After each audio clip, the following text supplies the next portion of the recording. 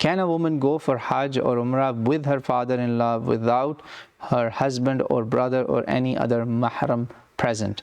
Now, there's some controversy about it because there's a difference of opinion. Some people think that a sister has to also do veiling or some kind of hijab from her father-in-law also. She cannot be with him alone. However, some people say, no, you can go to Hajj with her because she is haram on father-in-law. So this is a like a father-daughter relationship because she's the wife of your son. So because of that, she's haram.